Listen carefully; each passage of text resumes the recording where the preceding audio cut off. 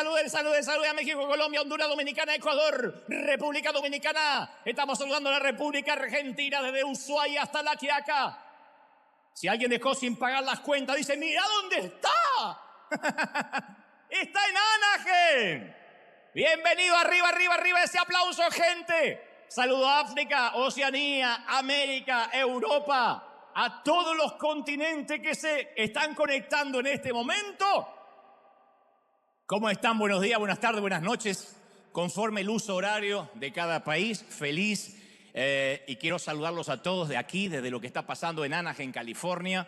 Somos, creo que una congregación, decíamos recién, con muchísimos errores, con una vida que todavía no está terminada, porque en eso vamos, pero que amamos, que tenemos gracia, que entendemos todos los problemas, las situaciones que la gente pasa. Así que del otro lado hay mucha gente que se conecta para alimentarse en su corazón, en su alma, en su espíritu. Les damos la calurosa bienvenida a todos. Gracias por estar ahí, en donde sea, porque hay gente que nos mira desde un caserío, desde un cordón de emergencia, desde una casa muy lujosa, y hay muchos conectados a diferentes dispositivos, de manera que están allí esperando lo que considero Dios puso en mi corazón, y humildemente voy a tratar de transmitirte en momentos.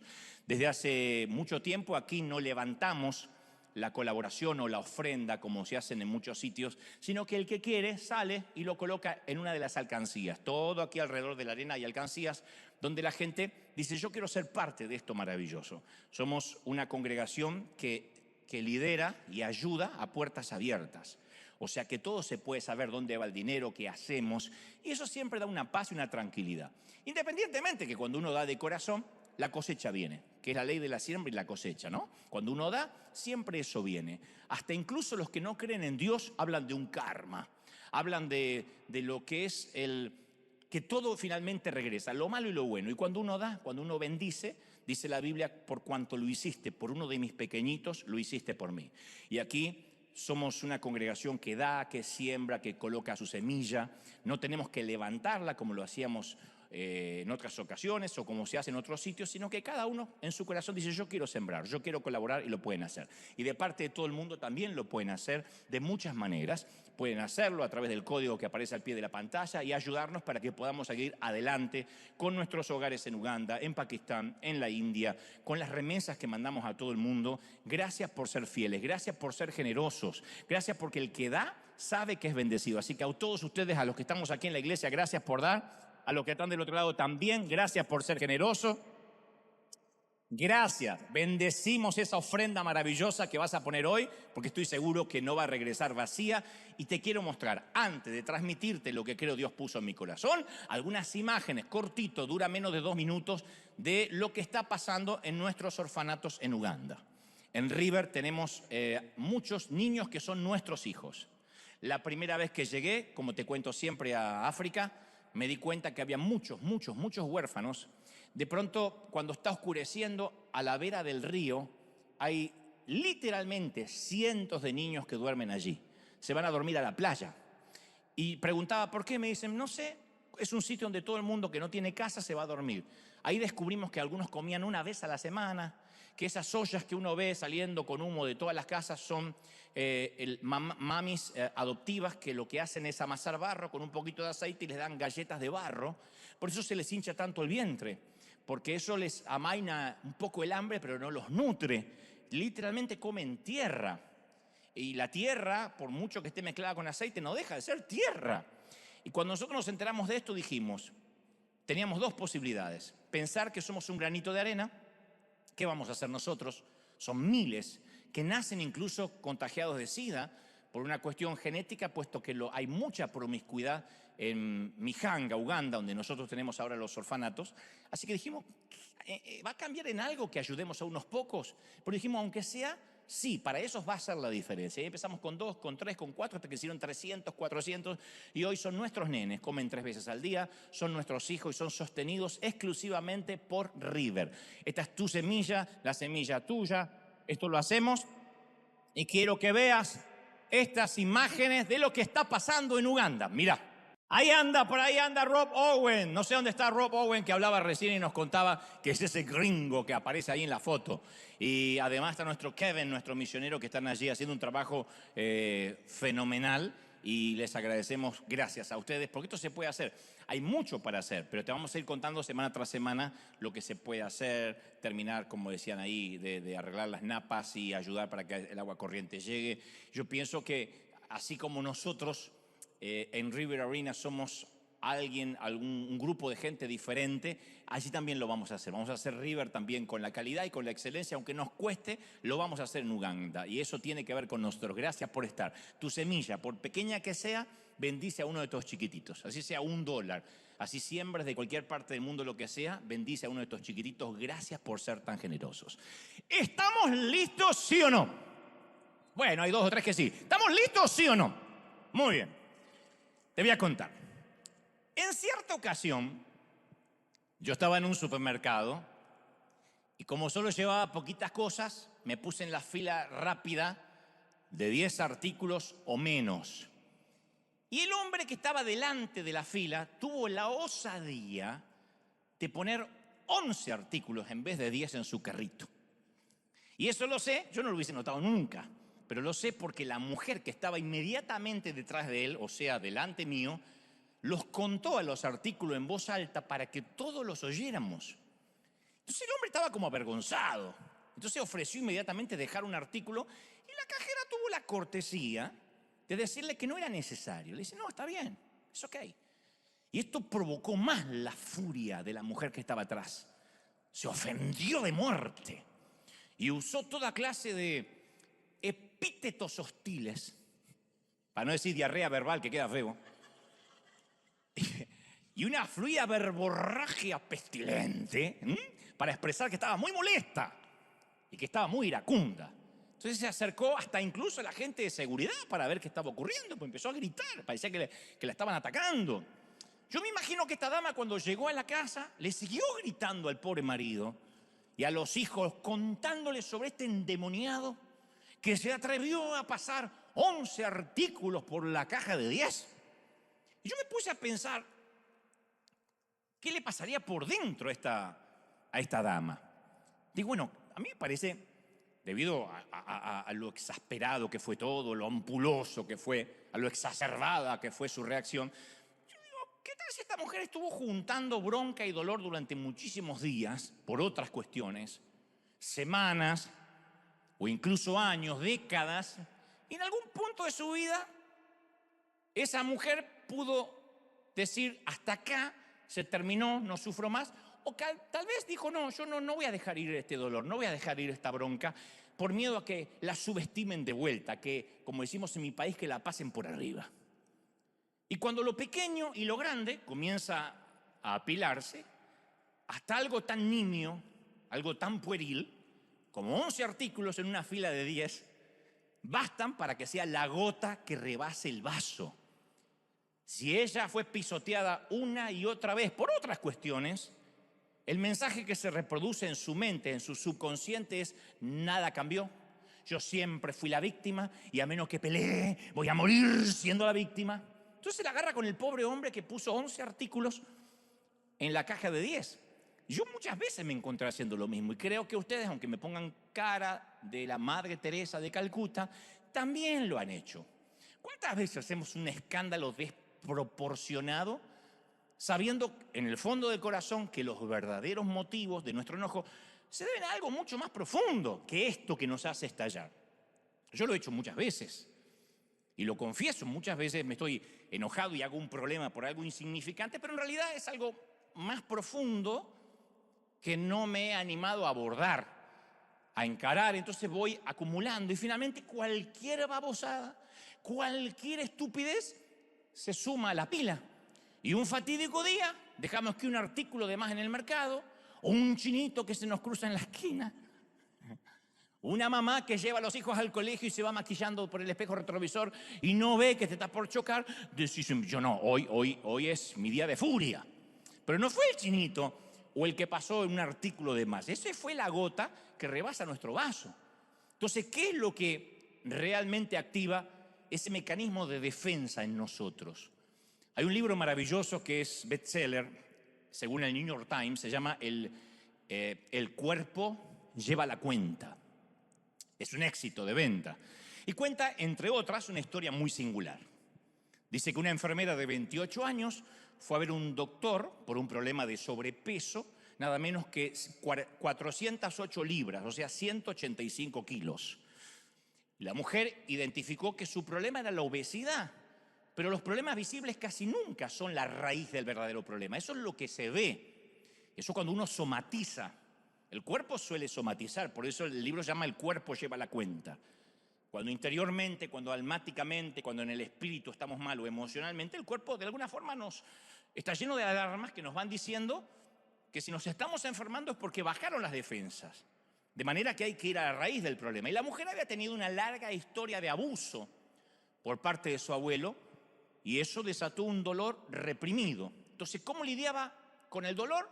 Bueno, comía casi todo el tiempo que estaba despierta, porque la obesidad era su mecanismo de defensa para mantener distancia de los demás, y eso incluía a los hombres, obviamente. Entonces, comer era su único mecanismo de defensa que tenía a mano.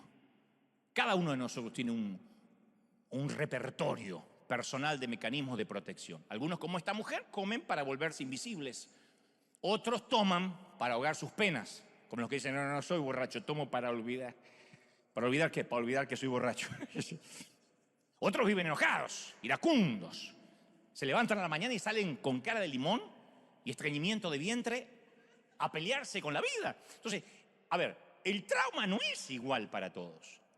Pero la sanidad comienza siempre, siempre con la decisión audaz y valiente de confesar las causas del dolor. No solo el problema visible. Hay que llegar a la raíz. Hay que llegar a lo que hay realmente bajo la rosa. Bajo la rosa viene de una expresión del latín, sub rosa, bajo la rosa, y el término tiene una connotación de secreto, de confidencialidad. Algo que se dice que es sub rosa no debe repetirse ni difundirse. El vínculo de decir bajo la rosa y la confidencialidad se remonta a la antigüedad, a los tiempos medievales. Los griegos y los romanos comenzaron a usar la rosa como un símbolo de silencio. Y si tenía que haber una reunión secreta, una reunión de Estado, se llevaban a cabo literalmente bajo una rosa que estaba pintada gigantemente en el interior del techo. Entonces, cuando uno entraba a un banquete y veía una rosa pintada sobre el techo, era el recordatorio a los invitados que debían guardar silencio y que los comentarios que se hacían sub vino, ¿se entendió la metáfora? Sub alcohol, viste que cuando uno toma se va liberando la lengua y uno dice cosas que no quería decir y uno empieza a hacer bobadas como besar a la suegra. Bueno, todo lo que se hace sub rosa, sub vino, bajo la influencia del alcohol, no debería repetirse. De hecho, la popular frase, que parece que fue de toda la vida, pero es real, es más o menos reciente, lo que pasa en Las Vegas, se queda en Las Vegas. Mirá cómo la conocen los hermanitos, mirá vos. Capaz que les pregunto un versículo de la Biblia, no tienen la menor idea, tienen menos Biblia que una mezquita. Pero se acuerda, bueno, lo que pasa en Las Vegas se queda en Las Vegas, tiene su origen en el 2003. Uno parece que fue de toda la vida, no, fue parte de una campaña publicitaria ideada para promocionar el turismo en la ciudad de Nevada. Entonces decía, lo que pasa en Las Vegas se queda en Las Vegas, para que ahí seas libre por un par de días, para que te puedas emborrachar, ser promiscuo, jugarte todo, salir en calzones porque no tienes más nada que apostar, y se queda ahí. Pero los creativos basaron esa frase, esa etimología de lo que pasa en Las Vegas, se queda en Las Vegas, en lo que los viejos templarios habían dicho, lo que se hace bajo la rosa, se queda bajo la rosa. Entonces, sentarse bajo la rosa representaba una obligación contractual de silencio. Pero lo peor del caso es que en la época medieval los señores feudales que querían abusar de alguien, de una niña, de un niño, lo que hacían era que entraban a una habitación sigilosamente y colgaban una rosa del picaporte, que era la contraseña para que si los guardias oían gritos o oían pedidos de auxilio, no intervinieran. O sea que bajo la rosa también significa ocultar el espanto, ocultar el dolor, bajo algo que aparentemente se supone que es bello, como esta flor. Los que hoy somos padres sabemos que es muy importante que la inocencia de los chiquititos se conserve todo lo que más se pueda, porque puede ser reemplazada por el dolor de mañana y el mañana llega muy rápido. Yo digo siempre que en un momento los piecitos de nuestros niños son reemplazados por pasos firmes y las zapatillas de las niñas son reemplazadas por tacones altos. La pequeña de papá se convierte pronto en el amor de alguien más y cada día se va transformando de niña a mujer, como dijo el famoso proverbista Julio Iglesias, de niña a mujer, ¿se acuerdan? Conocen la frase de Las Vegas y no conocen a Julio Iglesias, vamos bien, vinieron los suizos hoy. Algún día ese cabello de la niña que hoy ayudamos a secar estará desparramado sobre la almohada de quien ella jure amar, y tal vez, como nos pasó a nosotros, las líneas de nuestra niñez van a terminar dibujando las arrugas de nuestra vida adulta, porque en un momento uno se vuelve un adulto que fue nada más y nada menos que todo aquello que transitamos cuando niño. El otro día yo recordaba, cuando tenía unos 20 años, no hace mucho, tenía unos 20 años, sácamelos. Cuando yo tenía 20 años, yo me compadecía de los viejos de 50, porque decía, ya tienen un pie en la tumba. Para mí uno de 50, de 40 ya era viejo, pero 50 ya era decrépito, ya se tendría que morir para no gastar oxígeno. Y yo solía decir, yo nunca voy a ser viejo. Siempre voy a tener este cuerpo elástico y esta piel de recién nacido. Es más, voy a hacer pis cuando quiero, cuando se me antoje y no cuando la próstata me obliga a ir. Las decisiones que tomé. Y de hace unos pocos años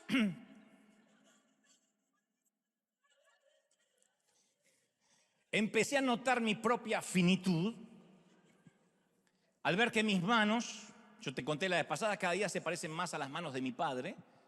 No sé cómo cuernos alguien durante la noche trasplantó las manos de mi viejo y me las puso en la extremidad de mis brazos. Yo digo, yo no tenía estas manos.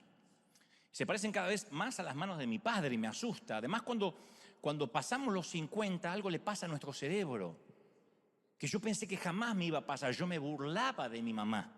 Ahora entro a una habitación y digo, ¿qué venía a buscar? Es un espanto. No es que me olvidé cómo hacer plutonio. Me olvidé que algo venía a hacer. Terrible. No recordamos el nombre de nuestros hijos. Y le decimos el nombre de todo, hasta de la perra. Vamos, Brian, Jason, Lady. No, esa es la perra de todo, menos el nombre del que estamos. Yo me ponía tan mal cuando mi mamá me decía, Sergio, Daniel, Diego, vos. Poneme un número y ya está. 4.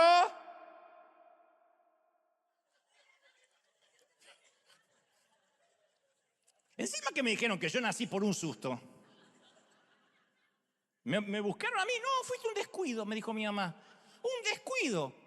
Y esa palabra yo te conté. Cuando uno salía de un elevador, un ascensor y a alguien se le escapaba un gas, decía, fue un descuido. Entonces, sí, por carácter transitivo, ¿yo qué era?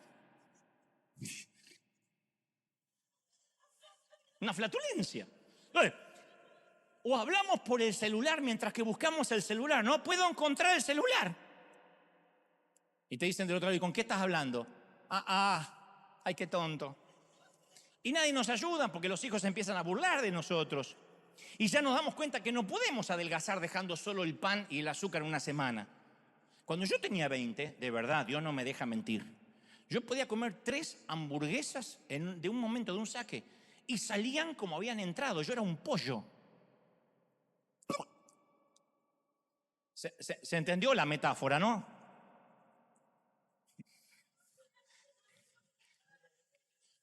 ¿No te pensás que tenía panza? No. Hoy como 3 hamburguesas y hay que liberar a Willy. O sea, después de los 40, nuestro cuerpo clama por dos cosas fundamentales: ser gordo y ser feliz. Y yo les voy a dar un consejo a los que tienen más o menos 20 y tantos, que se están riendo a carcajadas. Cada vez que puedas, mirate mucho desnudo frente al espejo, mucho. Pueden abrir la ducha y desnudo, cierran la puerta y se quedan un rato largo, porque un día vas a llorar por esas benditas nalgas, esos muslos firmes, y vas a maldecir la ley de gravedad. Yo sé lo que te digo. Sácate muchas fotos, porque va a llegar el momento en que le vas a echar la culpa que la luz era mala, que el filtro de Instagram ya no sirve como antes, que se me olvidó meter la panza y estirar el cuello y por eso salí vieja, ojerosa, demacrada, gorda, con papada y detonada. Ese día va a llegar.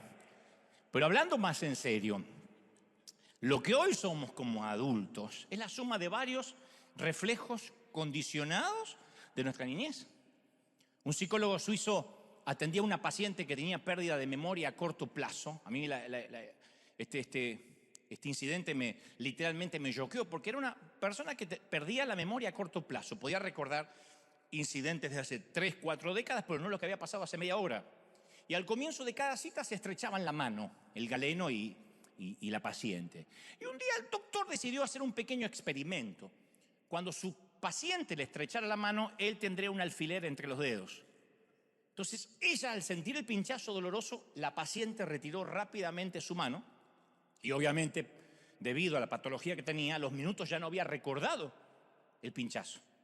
Sin embargo, a partir de ese día, ella no le volvió a dar la mano, aunque no se acordaba del pinchazo. No sabía bien por qué, pero sentía que no podía confiar por completo en el doctor. Eso se llama el residuo del dolor que queda en el subconsciente. Entonces, durante toda la vida adoptamos un repertorio, un sinnúmero de reflejos condicionados. Se llama reflejos pavlovianos, donde son mecanismos de defensa que uno no sabe por qué actúa así. Pero si uno tira del elástico o traza la línea de puntos para atrás, nos lleva a la infancia. Algunas son idiosincrasias menores, como una risita nerviosa. Hay gente que se ríe nerviosamente y uno dice, ¿por qué? Porque es mi risa. No, la aprendiste de algún evento que te pasó. Otros son rasgos importantes de nuestra personalidad, como la ironía, el sarcasmo. Otros son destructivos, como las adicciones. Pero estamos mucho más condicionados de lo que creemos. Y como dije al principio, muchos llevamos sobre nosotros el peso, la presión de secretos y traumas muy profundos. No nos damos cuenta.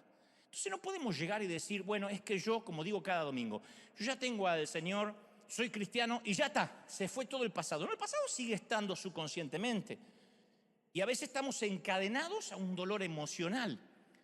Yo siempre menciono que todo hombre que se relacione con una mujer tiene que darse cuenta que está tratando con resultados e influencias de las experiencias de la niñez de la que hoy es la mujer.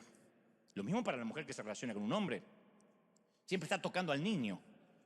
Y no hay que confundirse con el sonido de los tacones altos. Siempre hay que saber oír el sonido de los piecitos pequeños, que fueron los piecitos que se formaron en la adversidad, ante los retos, en los infortunios, las tragedias, las luchas. Un hombre puede conocer a su mujer porque está a su lado solo si en algún momento puede ayudarle a sanar las heridas de la niña que fue. Y lo mismo para el sexo opuesto. En un momento ese hombre que no llora, que nunca se sonríe, que parece rudo, hipertérrito, imperturbable, es un niño que con piecitos pequeños está escapando de algo y entonces se pone una caparazón para ser fuerte. Y ese dolor es un dolor que la ducha no puede quitar, el jabón no puede limpiar, los cosméticos no pueden ocultar. Es el agudo grito del alma angustiada que aún los más cercanos a veces no escuchan.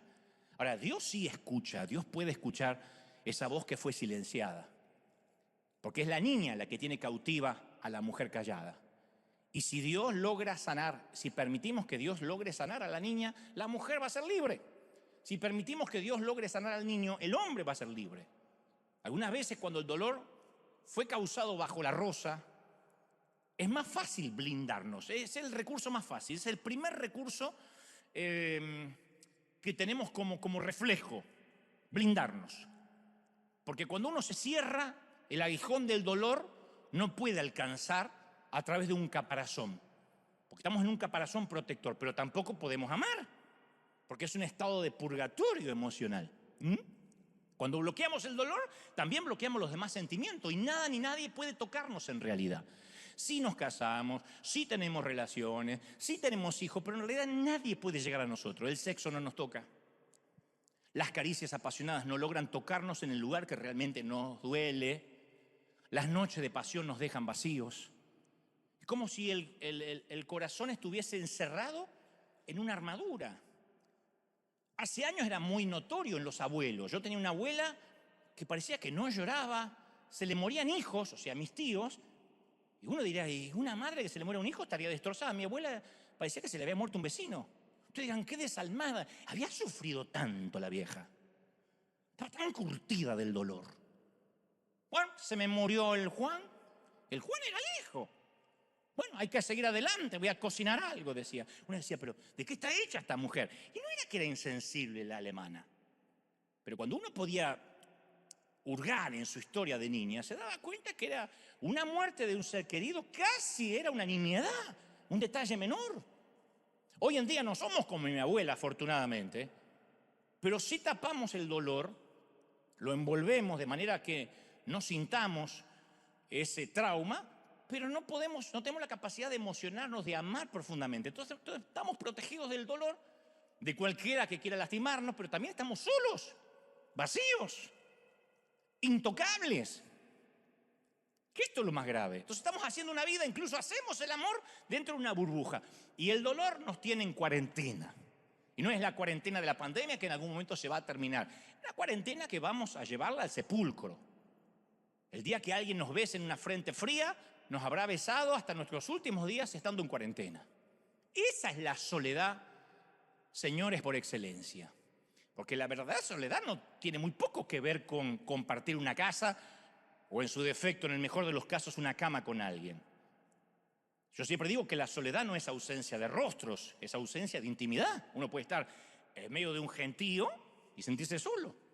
Como digo siempre, el sentimiento de orfandad es más tolerable si el papá está bajo tierra. Pero el sentimiento de orfandad que uno siente cuando papá duerme en la otra habitación es espantoso.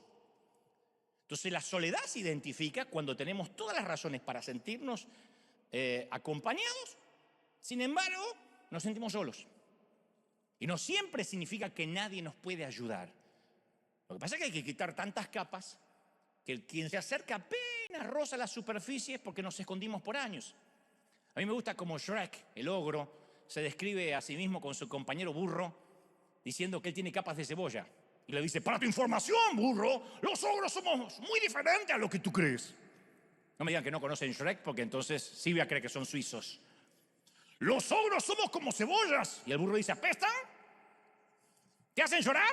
No, burro, las cebollas tienen capas, los ogros tenemos capas, ¿entiendes? Ambos tenemos capas.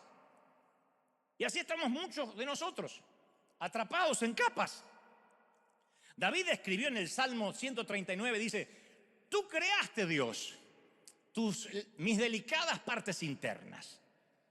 Tú creaste mi cuerpo, me entretejiste en el vientre de mi madre. Gracias, dice él, por hacerme tan maravillosamente complejo. La complejidad interna es un regalo de Dios. Ahora, las capas de cebolla protectoras las fabricamos nosotros. Y eso nos mete en una prisión de máxima seguridad. Y como te dije una vez, quedamos atascados como los elevadores entre dos pisos. ¿Qué es lo peor que nos puede pasar? A veces sentimos como que la vida se nos detuvo en un momento y hemos estado esperando por años que la vida regrese. Y no regresa. No la vida tal como la soñamos cuando mirábamos un espejo y nos imaginábamos lo que haríamos cuando adultos. ¿Cuántas niñas juegan a ser adultas? La mayoría se ponen los tacos de su mamá, imitan los peinados de una tía, pero llega alguien y transforma esa pretensión en realidad. Tantos días de jugar a ser grande y un acto de abuso sin sentido le roba la inocencia para siempre.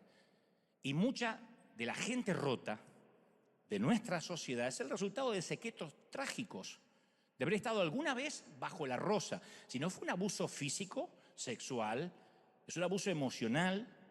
Casi la mayoría de mi generación tuvimos abusos emocionales. La manera de que nos hablaban los maestros. que afortunadamente cambió la manera en que los padres estaban acostumbrados a hablarnos. Pero sos estúpido, ¿pero qué tenés en la cabeza? Sos tarado. Eso era una cosa que cuando uno es chiquitito uno lo absorbe. Y hay chiquititas o chiquititos que son abusados de cualquier manera, tanto tiempo jugando a ser adultos o adultas, de querer dejar de sentirse como niñas, pero después de ese incidente bajo la rosa ya son demasiado adultas para seguir siendo niñas y demasiado niñas para seguir siendo adultas. Entonces son la generación olvidada, atascadas entre dos pisos. Y ni siquiera son una estadística, porque para hacer una estadística lo tienen que decir. Si se lo callan, como la mayoría nos hemos callado, ni siquiera somos una estadística. Y las hay entre las mujeres ejecutivas, sirvientas, blancas, negras, atractivas, comunes, gordas, anoréxicas, promiscuas, frígidas, anglosajonas, hispanas. Los síntomas son diferentes, pero el dolor es el mismo. Y para estar hecha a pedazos no se necesita ser pobre, ¿eh? Porque a veces pensamos que esto es patrimonio de la falta de recursos. No, el dolor maneja un Porsche, maneja un Mercedes. El dolor no solo está cortando el césped ajeno o limpiando mugre de alguien más. El dolor colecciona también palos de golf y está vivito y coleando en Beverly Hills. Si no, no habría suicidios entre los que coleccionan Oscar sobre la chimenea. Y algunos no fueron atacados directamente, pero han sido espectadores, víctimas de todas maneras. ¿Cuántos de nosotros vimos crímenes donde la víctima y el victimario estaban relacionados con nosotros, el pequeño testigo? ¿Cuántos crecimos en algo que para nosotros era común, en violencia doméstica? Y nos acostumbramos que el viejo era así. Mamá nos decía, y bueno, papá está borracho, vos sabés que se pone violento cuando toma, pobrecito. O mujeres que son golpeadas y dicen, bueno, es que le dejan el ojo así, dice, bueno, pero es que yo lo puse loco, pobrecito, si él sabe que no le gusta que le dé el arroz medio tibio, justificando. Y algunos nos criamos en cuadriláteros de boxeo. Fuimos los testigos de una pesadilla eterna. Y nuestras memorias deberían estar llenas de aroma de café con leche y tostada, no llenas de náusea mental. Y esos recuerdos se juntan a nuestro alrededor como los vapores en un espejo luego de una ducha caliente. Se cerró el grifo, pero el vapor queda en el aire. Toda la vida si no sanamos. Y yo te digo una cosa, Dios es el único que tiene la habilidad de borrar lo que el sexo, lo que el vino, lo que el dinero no puede hacer desaparecer. Dios es el surcidor de muñecas rotas. ¿Sí o no?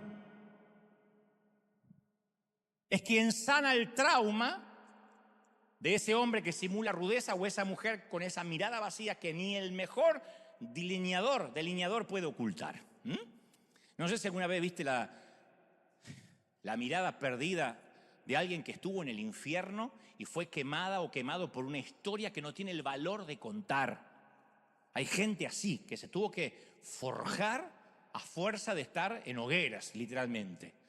Lo más probable es que ocultemos el dolor, más si venimos a la iglesia, donde hay una cosa implícita de que tenemos que ser hipócritas. El otro no lo pueden ocultar, y entonces como aquella mujer en el supermercado un día hacen un escándalo por una nimiedad, porque parece ser la única protección que puede reunir por sí misma. Yo no me voy a dejar pisotear.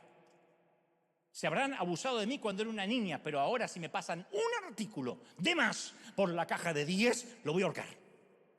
Y se parece a un gatito haciéndose pasar por un león, con la esperanza que debajo de su gruñido nadie descubra que no hay dientes, sino lágrimas.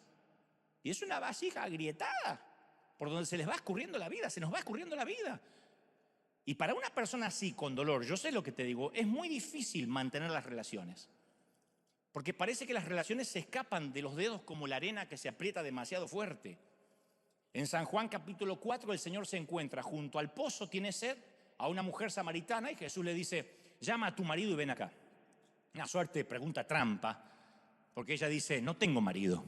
Y Jesús le dice, hiciste muy bien en decirme eso, porque 5 maridos tuviste. Y el que ahora tienes tampoco es tu marido. Pues es una aventura, así que has dicho la verdad. Le gustó que la mujer le diga la verdad. Y la gente que ha sufrido siempre está buscando a alguien sobre quien depositar el dolor, la carga de su dolor. Y el único que conozco que le atrae llevar cargas ajenas es Jesús. Todos los hombres se cansan. Todas las mujeres se cansan, se rinden y se van. Porque el peso excesivo siempre hunde el bote, aunque sean dos. Si pones demasiado peso sobre hombros humanos, van a fallar. Vamos a fallar. Muchos suponen que su pareja le va a dar estabilidad. Aquí hay gente soltera y dice, ay, no, yo me siento así porque estoy sola. Pero el día que tenga alguien con quien compartir y enredar las piernas de noche, no te va a dignificar. No digo que no vayas a ser feliz, pero no vas a dignificarte. Se van a terminar decepcionando mutuamente. Porque van a decir, vos nunca me apoyás. Y el otro va a decir, pero vos no me apoyás a mí. Y el problema no es la falta de amor, sino las expectativas imposibles. Es la creencia que nuestra alma puede encontrar estabilidad anclándose a otra alma humana que también se hunde. Y se atan el uno al otro y ambos terminan naufragando. Pensé que me ibas a salvar y otro dice, no, pensé que me ibas a salvar tú. El problema es que no nos podemos salvar unos a otros. Necesitamos anclarnos a un alma que no necesite salvarse a sí misma. Ahí es donde entra en cuadro Jesús. A nadie le atraen los problemas, excepto a aquel que los soluciona. Yo sé que es irónico, pero aún a los hombres rotos les atrae una mujer completa. Qué irónico que es, ¿no? Ellos quieren algo que no pueden ofrecer. Desean algo de ella que él no posee. Así somos todos, exigimos algo que no damos. Y una mujer en pedazos suele buscar en una relación a alguien que la salve. Y el hombre también busca en esa mujer a alguien que lo salve. O por lo menos alguien que le pruebe que no es como la relación anterior. ¿Y quién desea comenzar una relación compitiendo con un montón de fantasmas del pasado? Jesús se encontró en el pozo, junto al pozo, a una mujer así. Había tenido muchas relaciones y cuando la conoció estaba involucrada en una aventura extramarital. Ahora, Jesús pudo haber castigado, y con razón, a los hombres que abusaron de ella, le robaron la dignidad. Pero él pasó la etapa de culpar al otro y le preguntó a la mujer sobre su sed interior. Jesús no perdió tiempo atacando a los oportunistas que se habían pegado a su vida como parásitos. Él sabía que ellos eran el síntoma, pero ella tenía el problema, la patología. Jesús sabía que debajo de todas esas relaciones que ella había tenido no era porque era promiscua, sino que estaba desesperada por beber algo que la saciara. Y todas las relaciones con esos 5 hombres no la habían saciado. No es que quería satisfacer su líbido, sino la sed de su alma. Y cuando estamos sedientos de amor, tomamos pésimas decisiones. Jesús le dice, todo el que beba de esta agua no tendrá sed jamás. El que beba del agua que yo le daré no volverá a tener jamás de él, nunca más sed, sino que tendrá en su interior manantiales de agua viva. Eso es maravilloso. ¿Sabe lo que es no tener sed? No necesitar más nada. O sea, al otro lado de nuestro silencio, Dios tiene un pozo que sacia las almas heridas de la humanidad rota. Había una poetisa británica maravillosa que yo suelo leer mucho, leí bastante, se llama Steve Smith, y que atribuía gran parte de su escritura a una niñez muy difícil. Y su poema más famoso data de 1957. Yo hice un mensaje con el título de ese poema que dice, no estoy saludando, sino estoy ahogándome. Hablaba de un hombre revolcándose en la marea que no es capaz de conseguir ayuda a los que están en la orilla. Entonces el tipo hace así y asumen que está saludando. Así que continúa su camino, probablemente hasta le responden el saludo, chao, y el tipo dice, oh. Nadie se da cuenta que está pidiendo ayuda, que está pidiendo socorro. No estoy saludando, sino me estoy ahogando. Y a veces cuando somos niños ni siquiera sabemos pedir ayuda. Nos estamos ahogando y creen que estamos saludando. Mira, las viejas heridas tienen muy buena memoria, pero tienen unas destrezas interpretativas muy pobres, abismalmente pobres. Porque si bien el dolor es cierto, a veces cuando somos niños interpretamos mal. Cuando somos niños interpretamos incorrectamente lo que pasó y editamos. Y llegamos a conclusiones equivocadas. Si el matrimonio de nuestros padres fracasó, inevitablemente lo personalizamos cuando somos chiquitos. Yo escuché a muchos niños decir, si yo capaz que ordenaba mi cuarto, mi papá se hubiese quedado en casa. Mamá se fue porque traje malas calificaciones. Siempre pensamos, tuvo que haber sido mi culpa porque yo nací. Yo te conté que hace 48 años atrás, mis padres tuvieron una discusión, 48 años, yo tenía 6 años, No saqué en cuenta, tengo 54, gracias a Dios.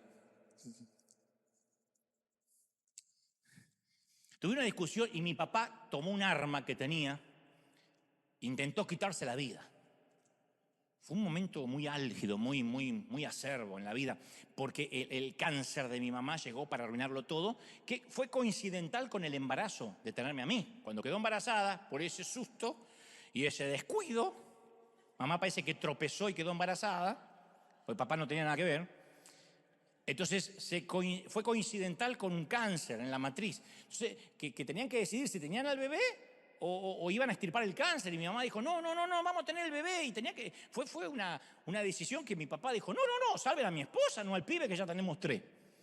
Así que yo eso todo me entero cuando más o menos tengo uso de razón. Y un día, cuando el cáncer estaba en su peor momento, mi padre, muy borracho, me dice, tu madre se está muriendo por tu culpa. ¿A qué te parió?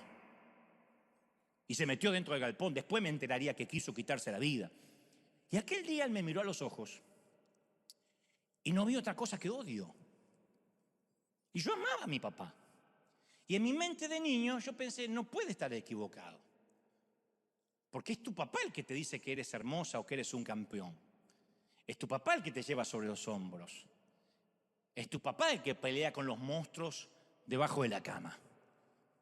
Es tu papá el que si eres niña te dice que vales mucho y no te conformes con el primer tipo que te diga que eres bonita. Y ese día yo pensé que algo terrible había en mí. Y decidí que nunca más nadie se iba a acercar a mí lo suficiente como para ver lo que mi papá había visto. Nadie se va a dar cuenta que yo nací fallado. Nadie. Y esa mortal estrategia afectó mi relación con Dios mucho tiempo. Porque yo dije, yo tengo que ser un hombre que le agrade a Dios para que nunca vea nada en mí de manera que me deje de amar. ¿Cómo yo iba a soportar aquella mirada ya no de mi papá terrenal, sino de Dios? Y es una senda que mucha gente recorre hoy en día. Escucho a mucha gente que lidia con una imagen distorsionada de sí mismo por sucesos del pasado que ni fueron así. Mi papá no me volvió a decir que me odiaba, estaba borracho, pero ¿qué iba a saber a los 6 años si era borracho, si estaba de verdad diciéndolo, si era de mentira? Y hay mucha gente que esas frases les van quedando. Mi mamá siempre me dijo que yo era tóxica, que yo arruinaba todo lo que tocaba. Bueno, mi esposo es un abusador, pero yo me lo merezco. Bueno, cuando me miro en el espejo, todo lo que veo es una mujer gorda, llena de estrías, que no merece que la quiera. Bueno, me voy a quedar solterona porque ¿quién se va a querer casar conmigo? No puedo tener hijos porque Dios me está castigando por algo que hice en el pasado. Y el tema siempre es el mismo. ¿Qué hay de malo en mí? Las viejas heridas tienen muy buena memoria, gente, ¿eh? Muy buena memoria. Son timadoras. Nos van timando, nos van engañando.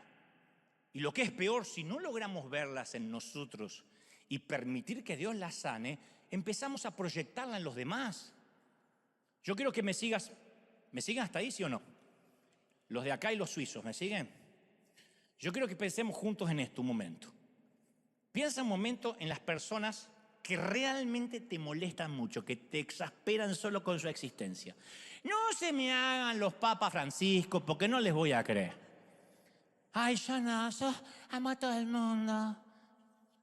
No se me vengan a hacer las que orinan agua bendita. Piensen de verdad esas personas que te exasperan. Podría ser por su apariencia, no que la odias, que saca tu peor versión, por la forma en que se ríen. Viste que hay gente que la risa, por la forma que estornudan, recién casi una deja el pulmón. Esas cosas pueden pasar.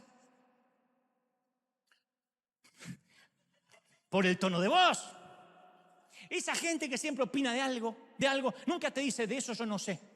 De lo que sea opina, sabe quién va a salir campeón del mundo, cómo se arregla el problema de las Naciones Unidas, qué fue lo que la Organización Mundial de la Salud, cuál es la vacuna que resulta. Aunque maneje un taxi, sabe todo. Y uno le da bronca.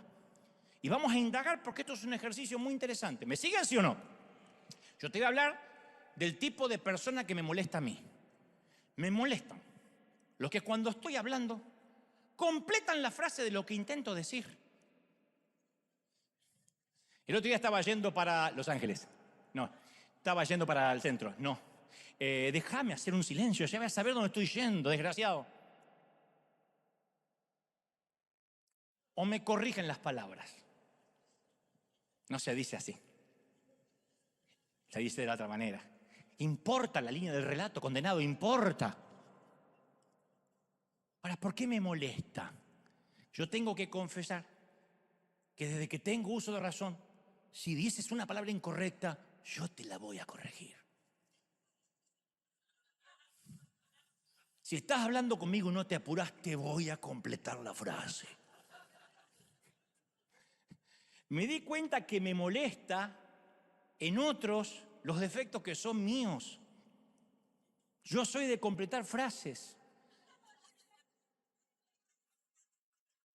Cuando viene alguien y dice, le cuento algo, el otro día, bueno, ¿qué estabas haciendo? ¿Qué estabas haciendo, mami? Dale. Yo soy muy pragmático, para mí la vida va pasando. Hay gente que te envejece, en 5 minutos te envejece. Y cuenta detalles que son irrelevantes. El otro día me subí al auto que me compré esta semana, que estoy pagando en cuota. ¿Qué me importa?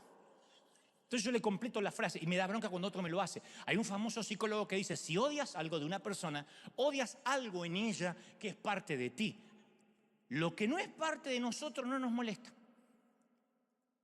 Aquel que no es parte tuya no te molesta, lo dejas pasar, te parece, ¡ah, qué divertido, cómo estornuda! Sacó medio diafragma y lo volvió a meter, ¿ves? Pero si yo estornudo así, ¡ay, me pongo loco! Uno diría, pero uno debería ser más compasivo con esa gente. No, somos menos tolerantes. Por eso dicen que el peor enemigo de un hispano, ¿quién es? Otro hispano. Por eso tanta gente dice, ay, quiero un barrio donde no haya tantos hispanos. ¿Dónde naciste? En Buckingham. ¿Qué viene de Inglaterra? ¿Sabe cuál es el principal enemigo de un argentino? Otro argentino. ¿Y sabe por qué? Porque nos conocemos. Porque somos grandados, fanfarrones, sabemos de todo. Porque si en una tumba dice, aquí yace un hombre honesto y un argentino, decís, hay 2 tipos bajo la misma tumba. La primera vez que yo visitaba este país, yo siempre buscaba ponerme en la fila de migraciones donde la gente tuviera la cara de Eugenio Derbez, Pedro Infante, el Chompiras mínimo. Porque yo digo, si es hispano no me va a hacer tantas preguntas. Después de que me metieron varias veces al cuartito por sospechoso de terrorista, yo dije, voy a ponerme en la fila de un gringo bien colorado con la cara de republicano de John Wayne. Ahí. A mí me enseñaron en migraciones, responde lo que te preguntan. ¿Qué paso se los voy a enseñar? Cuando vayan a migraciones, respondan. El gringo está entrenado para que le respondan lo que él pregunta. Cuando decís una explicación que no te está pidiendo, al cuartito. ¿Cuántos días se va a quedar? 3 días.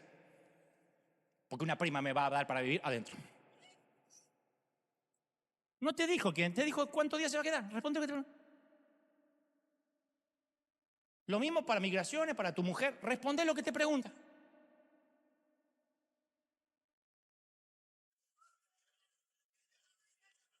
¿Trajo dinero? Sí. No mucho, menos de 1000, porque no, al cuartito. Como yo hablo inglés, ¿cuántos días se va a quedar? 3.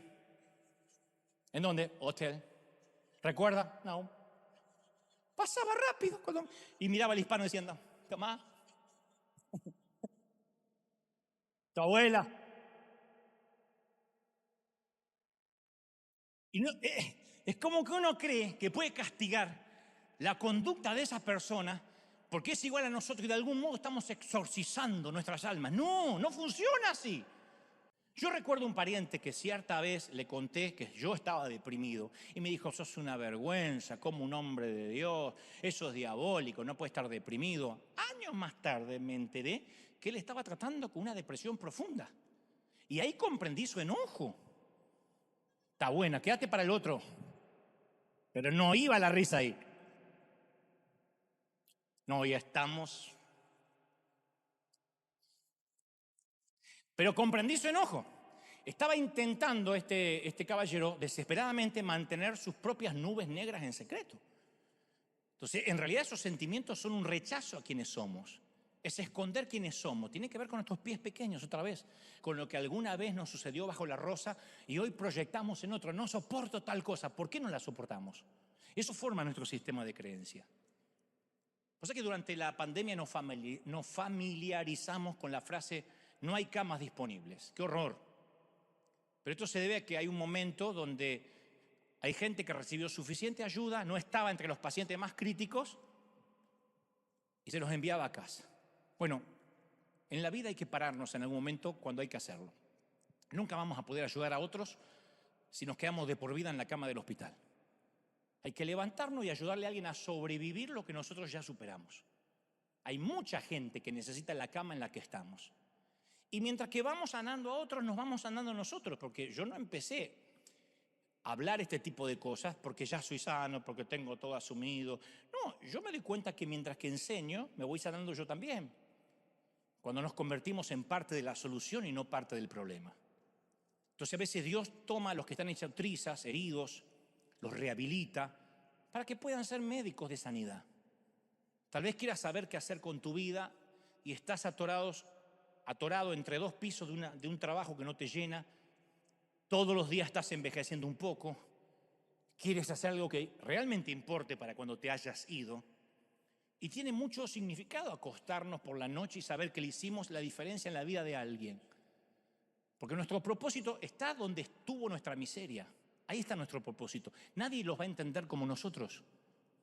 Ese mismo lugar en el que lloramos es el que va a traer sanidad a aquellos que hoy son tocados por el mismo dolor. ¿Quién entiende a un divorciado? ¿Alguien que pasó por las aguas turbulentas del divorcio?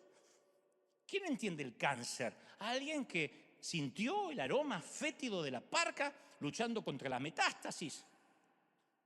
Ahí es el lugar donde nuestra compasión aumenta y ayudamos a la próxima generación a salir de sus camas. Pablo le escribe a la iglesia de Roma en Romanos 9:23 y dice, y para hacer notoria las riquezas de la gloria, los mostró a ustedes como vasos de misericordia. Vasos de misericordia. A mí me gusta eso. No contiene vino, no contiene agua ni soda, sino misericordia. Los ex pacientes tenemos una compasión que viene únicamente de haber estado en la misma cama. Nuestra misericordia tiene raíces en nuestras propias tragedias. Por eso a mí me cuesta entender cuando alguien se olvidó de dónde salió. Se olvidó de dónde vino. No, gente, si alguna vez en la vida superamos una tormenta, tenemos una actitud muy distinta en comparación que aquel que siempre vivió bajo el sol abrasador de la primavera. Entonces hay que enseñarle a la próxima generación cómo evitar la escuela de los golpes duros.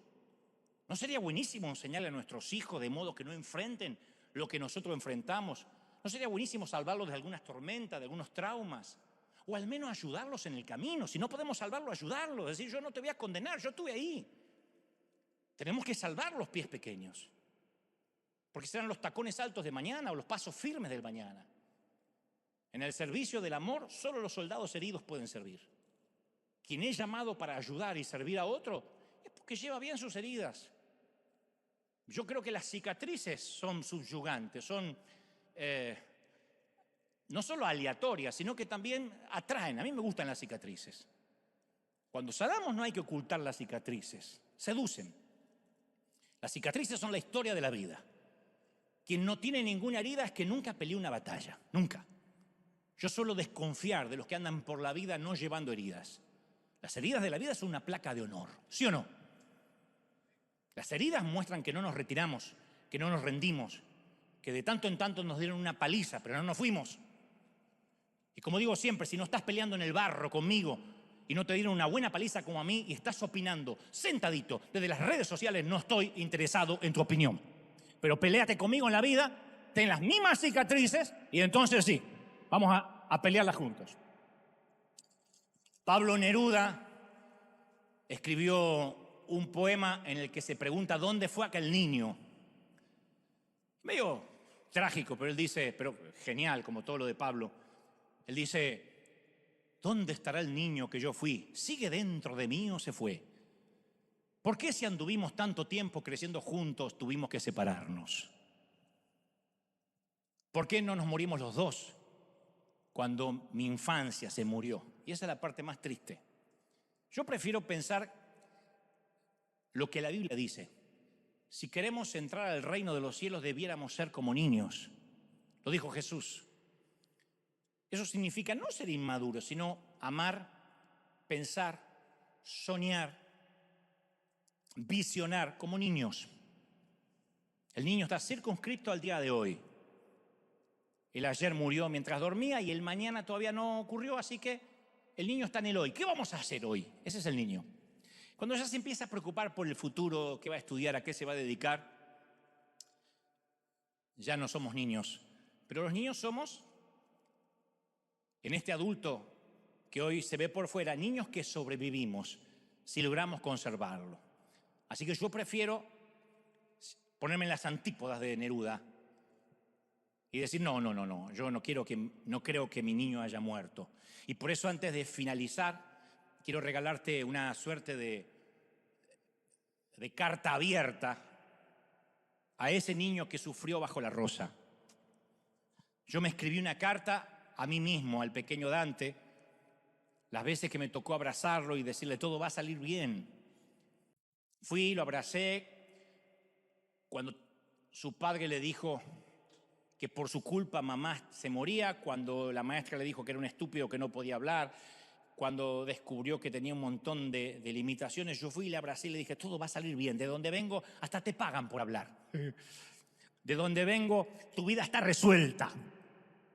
Todo va a estar bien, vamos a salir de esto, ¿no? Así que te comparto mi carta abierta a mi niño hasta tanto hagas la tuya. Querido niño que alguna vez fui, me dirijo a ti tras años de ausencia, ya que hoy, gracias a este mensaje bajo la rosa, he logrado verte.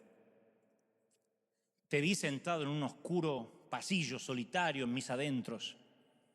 Te encontré con la mirada perdida y me acordé que así siempre yo miraba. Te vi tan frágil, tan solo. Pareces cansado de librar 1000 batallas, agotado de soportar cargas que no te corresponden. Yo sé que lloraste y que gritaste y nadie escuchó tus súplicas y que te sientes perdido y que no entiendes la vida. Y sé lo mucho que me has necesitado, niño, niña, y yo no he estado ahí. Perdóname porque yo me pasé una vida dándote la espalda. Perdón por no haber querido verte, por no haber querido oírte, por no haber querido aceptar que eras parte de mí. Te dejé en el pasado y me olvidé de tus heridas abiertas y pensé, como adulto, ya pasó. Sabes, era más sencillo dejarte atrás. Y durante años guardaste el dolor más profundo. El primer rechazo, el primer abandono, el primer abuso, la primera humillación, el primer bullying, la primera traición. Y te abandoné en la tarea de procesar todos esos efectos colaterales, esos daños. Perdón por no entender que ese trabajo no te correspondía, no tenías las herramientas para hacerle frente. ¿Cómo le pude pedir a un niño que comprendiera, que perdonara y que aprendiera del sufrimiento? Así que gracias, porque sé que a pesar de todo hiciste lo que pudiste. Sé que diste todo de ti para que saliéramos adelante. Y muchas veces intentaste liberarme de las cargas de mi pasado para que pudiéramos mudarnos a un futuro mejor. Gracias por haber intentado comunicarte conmigo a decirme que necesitábamos sanar. Pero tú sabes, yo me metí en la iglesia y pensé que aleatoriamente, mágicamente, por ósmosis, uno se sanaba. Y cada ataque de ira y de enojo que tuve era tu voz recordándome que no nos dejara humillar de nuevo.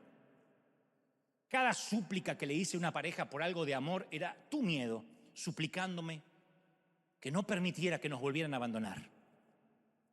Y las veces que me atreví a acercarme a las personas para mostrarme como soy, tu pequeña mano me retenía para no exponernos a un nuevo rechazo. Siempre intentaste cuidarme de mí.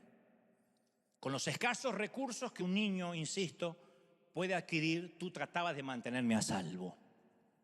Y quizás los llantos, ahora pienso, y el descontrol no fue lo más apropiado, pero era lo único que tenías para darme. Lo que a ti como niño te resultó, a mí como adulto me metió en un montón de problemas, el carácter.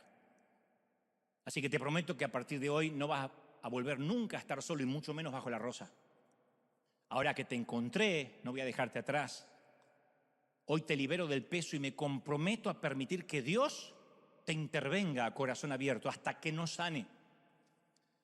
Hoy tomo las riendas de mi vida, asumo el papel de adulto y a partir de ahora dejo que Dios cuide de nosotros. Y te prometo hacer todo lo necesario para zanjar el pasado. Los recuerdos no van a volver a limitarnos, no van a seguir controlando e hipotecando el futuro. Te prometo amarte, amar a Dios. Yo no sé cómo te pude ignorar tanto tiempo y no sé cómo pudiste estar tanto tiempo sin mí. Esa es mi carta abierta al niño que fui, al niño que sobrevive dentro de este cuerpo adulto. Así que, damas y caballeros, hoy les hablo a todos aquellos que como yo están envejeciendo un poco. Es probable que nuestro cuerpo y nuestra mente se empiecen a desestabilizar, va a pasar, que confundamos el nombre de nuestros hijos, que olvidemos dónde estacionamos el auto y que no podamos adelgazar tan fácil como cuando teníamos 20. Pero te prometo una cosa, si logramos que Dios hoy nos sane por completo, no vamos a querer volver a tener 20 ni por toda la piel sin arrugas del planeta.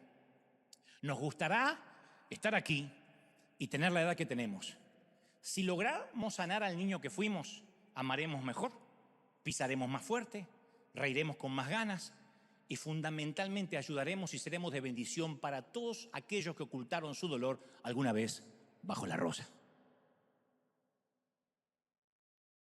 Dale un aplauso al Rey, dale un aplauso gigantesco al Rey de Reyes. Si crees que Dios te habló, te invito a ponerte de pie y a sumarte con toda la gente del mundo y darle un aplauso maravilloso al Rey. Hoy alguien va a ser sano de los secretos. ¡Ja, ja! Arriba, arriba, arriba, arriba, dale el mayor aplauso de la historia, gente. Si crees que hay sanidad, vamos a celebrar, a bailar, a pisar fuerte. ¡Sabor a azúcar!